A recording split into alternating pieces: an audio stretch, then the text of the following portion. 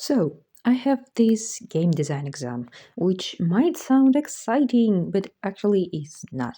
Because I already made some kind of game. A very hunky dory and nice one, which I liked at first and now not so much. And I'm incredibly tired of coding, especially of looking at the code and asking, why the hell aren't you working, my darling? Maybe thanks to the lovely Belgian weather, I decided to create this single player, journaling, and incredibly depressing, just like me, game, which probably nobody will ever play. On designing all of my slots, and of course, on paper they looked pretty, and then I hated how they looked in digital. Anyway, I will just print this thing and see how it will turn out.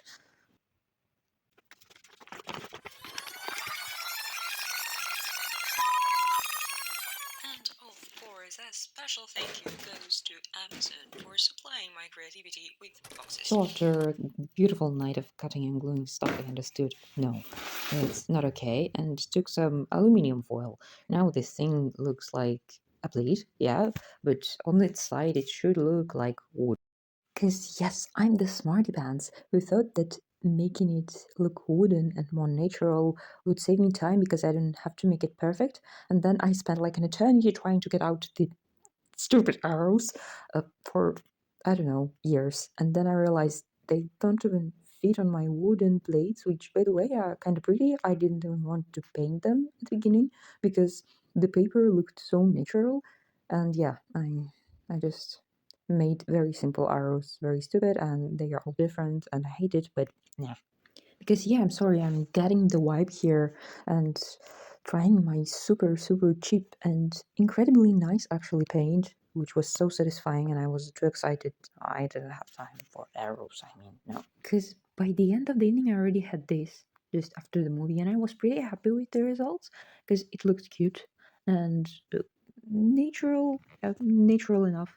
But of course, I never finished one task before starting another, so I already printed my wonderful slots, which altogether look nice, just fine.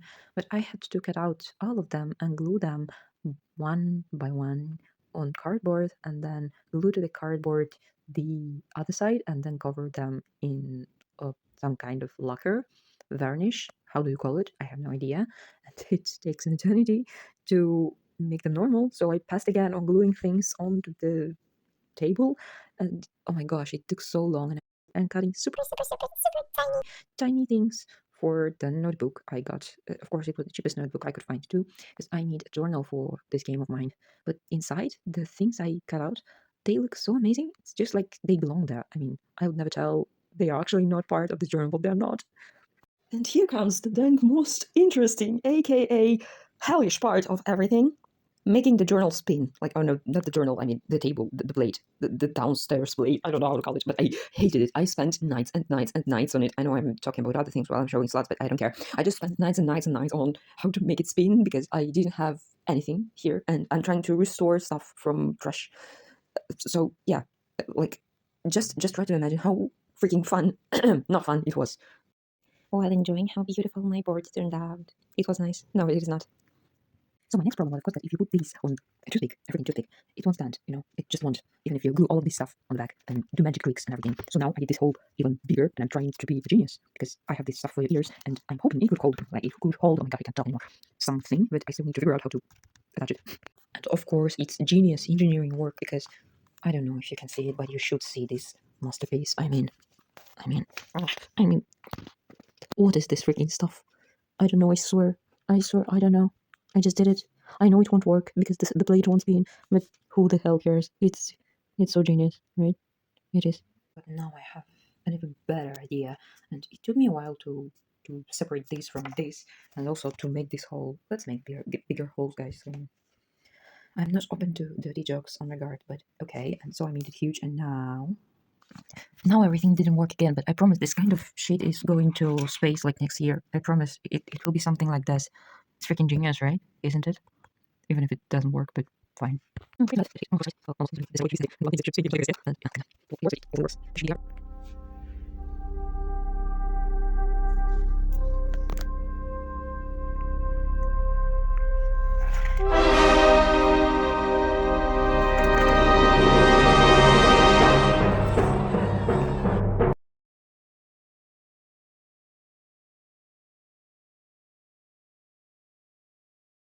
Also, now when we finish talking about one disappointment, it's time to talk about another one because I opened the golden thing uh, for the arrows and it wasn't golden at all. I mean, this one is already kind of a mix of salt and orange and yellow, but it's not golden, okay?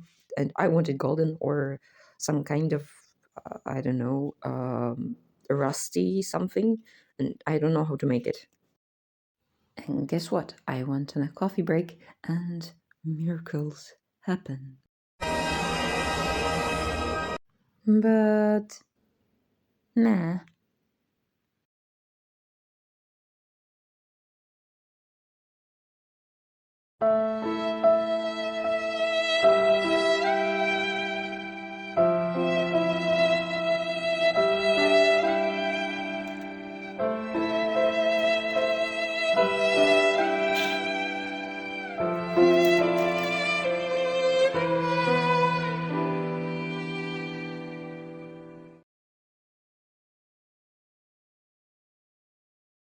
I saw that now I need a box to put my beautiful game in and started to create this stuff with something. And this strange thing won't be golden, it will be wooden because wood is amazing. It's imperfect and it's easy and you just need toilet paper and strange stuff for it. The only problem, it kind of takes time and then you wake up in a sunny morning and you really want to leave. Out. Anyway, I always try to remember that my mommy tells I'm a genius, so I bought this stuff for shoes, which on paper dries immediately. I've literally saved hours by covering everything in black and creating an earthy effect. And by the way, I'm hoping you are not thinking, oh, it's so fast to do, because it's not. It's literally not. While acrylics are drying, you may remember from my love drama that I was showing some kind of spice bottle. In the magical jar. With the help of a plastic bottle and a rope. And the rope, you may actually use it in different ways. I'm not promoting anything, but it took so long and it hurt. It hurt a lot. So to cut rope, use sharp scissors. While the glue on the ropes is drying, acrylics are drying too, and my next genius idea was to put the box on a trolley, because this way I can spin it, and I don't have to touch it, and my hands are not that dirty. Obviously, I just said it to myself before putting it on the ground again. And of course, I still need to cover the upper piece of cardboard, but so far it looks very nice. Not so nice in the video, but the touch, and I care about it more. It's super, super cozy and magical. I'm also very glad I didn't glue the fabric to the box. This way I just can take it off if I want. Sorry, but this fabric is too freaking fancy for this cardboard.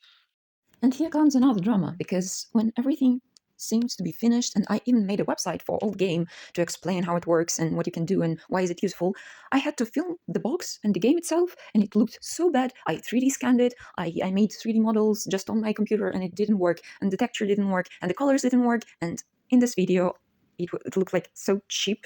It was cheap, of course it was cheap, it was recycled, but I mean, the quality and the effects I just added them to distract people from how bad the video was. Maybe because it's always so dark in Belgium and no light can help it. Maybe you are hoping I would shut up, but I can't.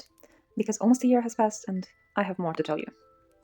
As you already know from the disclaimer, this video is very childish and made just for fun, for my friends and family.